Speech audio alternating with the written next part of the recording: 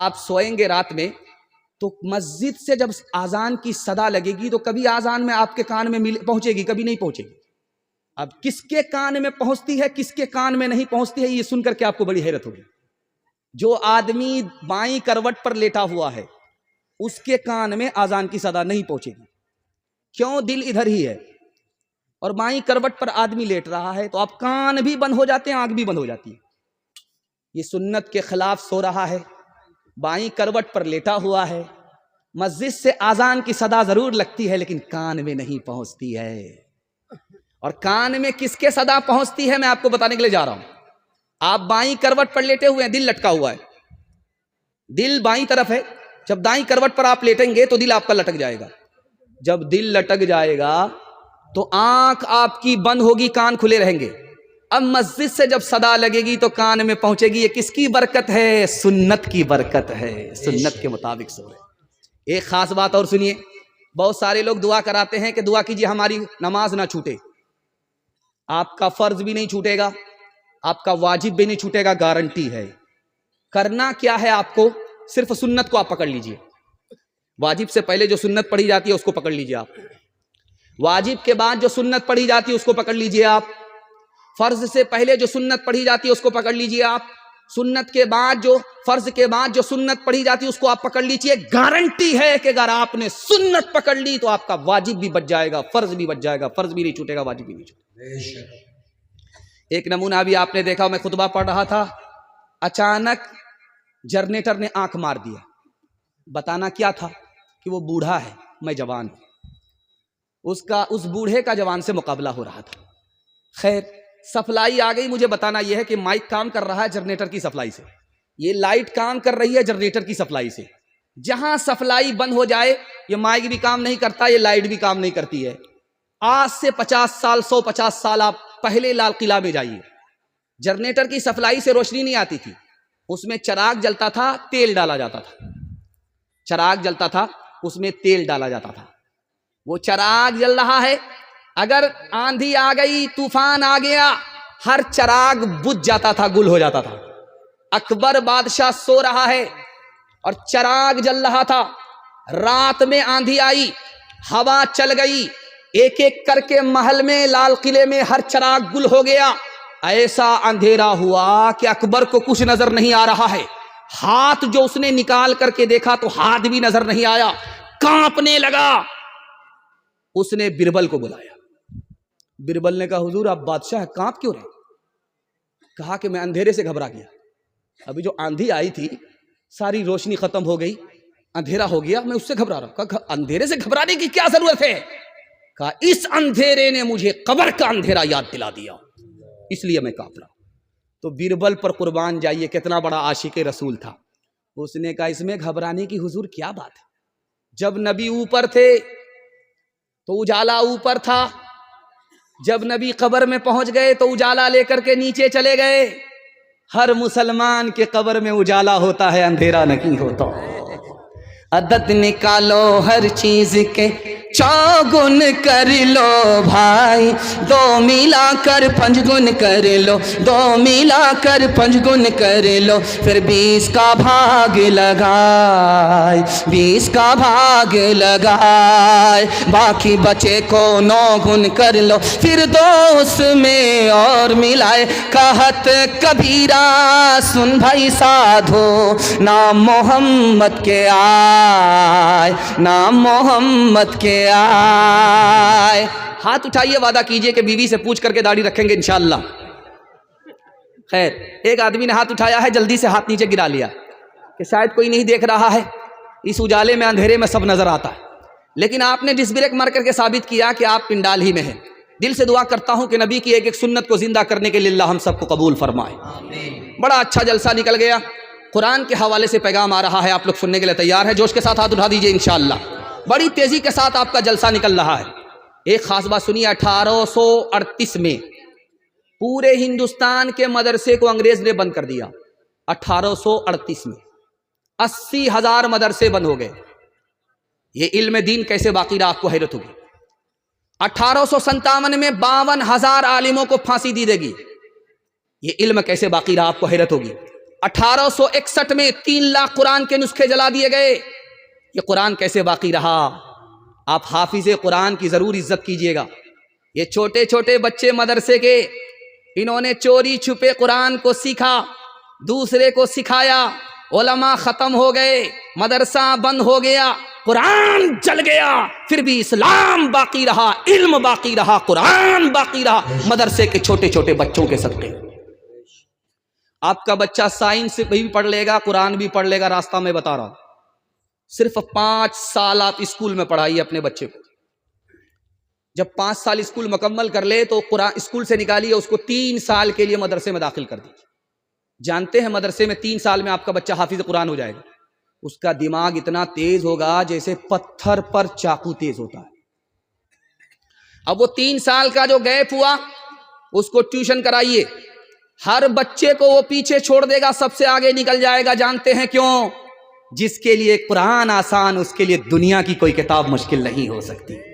خوش نصیب باپ آپ ہوں گے کہ آپ کا بچہ ایک طرف ماسٹر بھی ہے اور حافظ قرآن بھی ہے. ہاتھ اٹھا کر کے وعدہ کیجئے، ڈاکٹر انجینئر بعد میں بنائیں گے، پہلے اپنے بچے کو مسلمان بنائیں گے. ہاتھ اٹھائیے انشاءاللہ. خدا ہے مہرباں بولو، بولو ہے مہرباں بولو.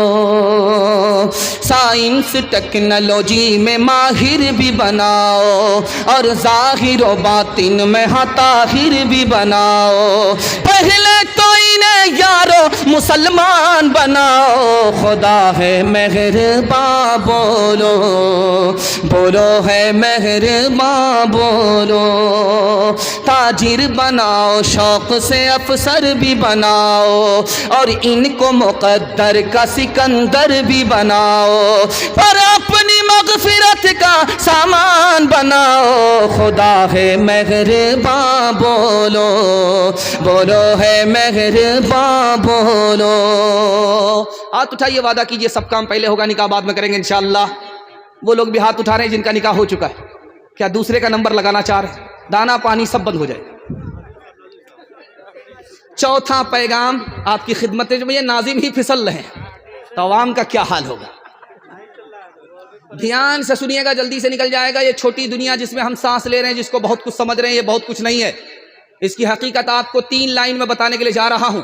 اس دنیا کی عمر 7000 سال گزر چکی ہے سیارے کے اعتبار سے.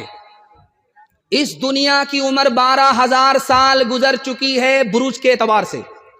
اس دنیا کی عمر 3,60,000 سال گزر چکی ہے دن کے اعتبار سے. جو دنیا گزر گئی وہ زیادہ تھی، جو دنیا باقی رہ گئی ہے بہت تھوڑی ہے.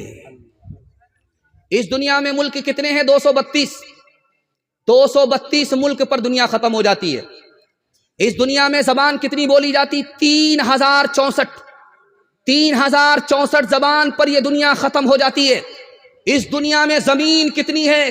13 لاکھ مربع میل. 13 کروڑ مربع میل. 13 کروڑ مربع میل پر دنیا کی زمین ختم ہو جاتی ہے. اس دنیا کی مسافت 500 سال کے برابر ہے. 300 حصے میں صرف پانی ہی پانی ہے. 190 حصے میں یاجوج اور ماجوج بسے ہوئے ہیں. صرف 10 حصے میں باقی دنیا ہے.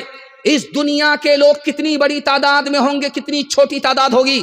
جب خدا کے سامنے کھڑے ہوں گے، گنتی لگے گی، صف لگے گی، 120 صف میں دنیا کے لوگ ختم ہو جائیں گے. اتنی چھوٹی دنیا میں ہم سانس لے رہے ہیں. اور آج دنیا میں ہم 3 چیزوں کی طرف بھاگ رہے ہیں. اچھا کھانا ہو، میٹھا میٹھا، ہپ ہپ، کڑوا کڑوا، تھو تھو، کھانے کی طرف بھاگ رہے ہیں. دوسرا کیا؟ اچھا کپڑا ہو، اس پر ہم بھاگ رہے ہیں. تیسرا کیا ہے؟ اچھا مکان ہو، اس پر بھاگ رہے ہیں. رات دن دنیا کے پیسے کے پیچھے ہم پیچھے ہیں. حقیقت دکھانے کے لیے جا رہا ہوں. جب آپ کو بھوک لگے گی تو باسی روٹی اور ساگ میں وہ مزہ آئے گا جو بریانی میں کسی کو مزہ آیا کرتا ہے. جب آپ کے پاس بریانی کھانے کا پیسہ نہ ہو، بھوک کو بڑھائیے، بریانی کا مزہ آپ کو باسی بھات میں مل جائے گا. لیکن جس آدمی کی بھوک مٹ گئی، اس کے سامنے بریانی رکھ دیے، وہ باسی بھات سے بھی اس کو بدتر سمجھتا ہے. اللہ نے اس پر بھی ستم نہیں ڈھایا، اس پر بھی ستم نہیں ڈھایا. ایک بات دیکھیے، کتنا ہی خوبصورت آپ کپڑا پہن لیجئے، کتنا ہی قیمتی کپڑا پہن لیجئے، مرنے کے بعد اس کپڑے کو اتار دیا جائے گا۔ کوئی بھی قیمتی کپڑا آپ کا بغیر کفن کے قبر میں جا نہیں سکتا۔ ایک بات اور راز کی سنیے، میری عمر تجربہ بتانے کی ہے نہیں، میری داڑھی کچی ہے، کتابوں میں تجربہ لکھا اس کو نقل کر رہا ہوں۔ آپ اپنا مکان بنائیے مگر اپنے لیے، اپنے ناتی کے لیے، اپنے پوتا کے لیے مت بنائیے۔ کیوں؟ جب اس کا زمانہ آئے گا تو یہ مکان مقبرہ بن جائے گا، اس کے ڈیمانڈ پر نہیں اترے گا، اجاڑ کر کے آپ کا پوتا اٹھا کر کے پھینک دے گا، کیا بنا کر کے رکھا تھا اس بڈھے نے، اٹھا کر کے پھینک دے گا۔ آپ مکان بنائیے اپنے لیے، اپنی اولاد کے لیے، ناتی پوتا کے لیے مت بنائیے۔ ہر مکان کے اندر دو عیب ہے۔ پہلا عیب یہ ہے کہ جیسے ہی زلزلہ آئے گا مکان آپ کو چھوڑ دے گا۔ دوسرا عیب مکان کے اندر یہ ہے کہ جیسے ہی آپ کا ٹائم پورا ہوگا مکان آپ کو چھوڑ دینا پڑے گا۔ سونا کتنا قیمتی ہے، لیکن کل تجربہ کر کے دیکھ لیجئے، آپ کی بیوی کا زیور ہے، ہاتھ میں لیجئے، اس کو ملیے، مل کر کے دیکھیے اور اس ہتھیلی کو ناک سے لگائیے، بدبو آئے۔ سونا کتنا قیمتی، اس کے پیچھے ہم نے جان کو بھی نہیں دیکھا، ایمان کو بھی نہیں دیکھا، اس سونے کو ہتھیلی میں لے کر کے مل کر کے دیکھا، ناک سے لگایا، بدبو آئی۔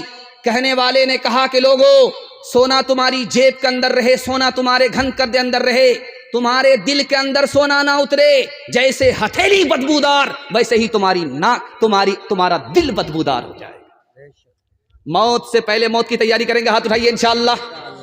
بڑھاپے میں جاگیں گے، جوانی میں سوئیں گے، ہاتھ اٹھائیے انشاءاللہ۔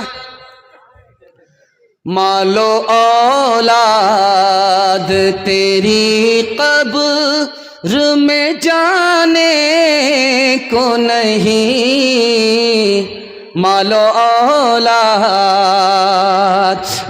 اولاد تیری قبر میں جانے کو نہیں، تجھ کو دوزخ کی مصیبت سے چھڑانے کو نہیں، تجھ کو دوزخ کی جز عمل قبر میں کوئی بھی تیرا یار نہیں۔